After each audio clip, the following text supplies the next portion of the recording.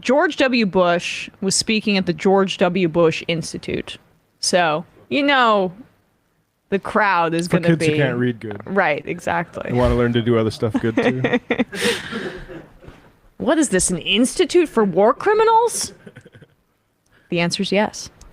So he was speaking, and he made, the most Freudian of Freudian slips. When discussing Putin's invasion of Ukraine, he mixes up Putin's invasion of Ukraine with his invasion of Iraq. In contrast, Russian elections are rigged. Political opponents are imprisoned or otherwise eliminated from participating in the electoral process. The result is an absence of checks and balances in Russia and the decision of one man to launch a wholly unjustified and brutal invasion of of Ukraine. Iraq, anyway. 75. Yeah. Yep. He says Iraq too. Iraq too, he concedes it. I think he's trying to make a joke Putin's also invading Iraq, but no, you were the lone man with the unjust... he knows what he did. That's him saying, "Oh crap, I know what I did. Iraq, how silly I could have said that. How silly of me to have confused these two illegal invasions." He did that because it's very similar sort of problem. Very similar situation.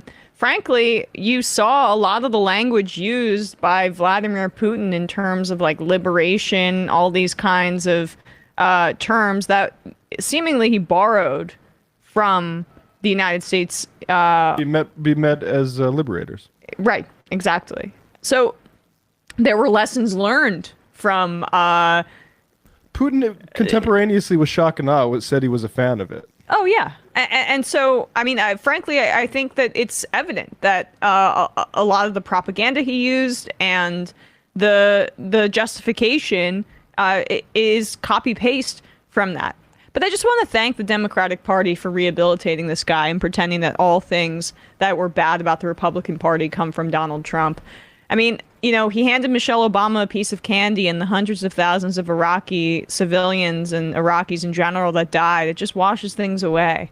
The idea that this guy has no accountability for Iraq and he can just laugh about it and laugh about, oops, I made an oopsie at his own institute, and the crowd's going to laugh along with it. We should not be laughing. It's gallows humor. It's inherently hilarious that he made this flub, I guess, because people forget, but George W. Bush was prone to these kinds of flubs. But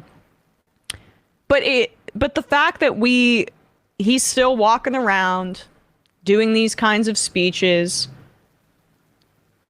no real, as I say, accountability for his actions, and he still has the gall to stand up there and call for accountability against Vladimir Putin and talk about the differences in American society versus Russian society and why we're inherently better.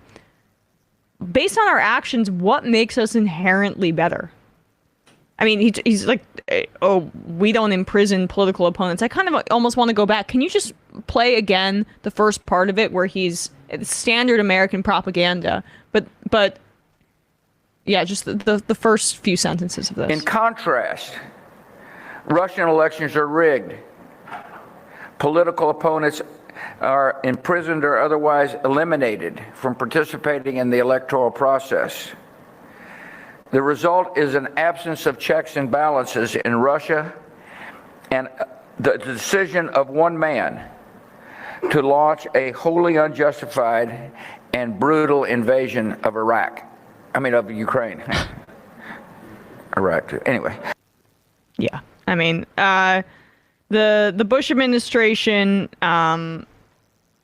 expanded the executive power to incredible degrees. He acted alongside the rest of his cabinet in this way, to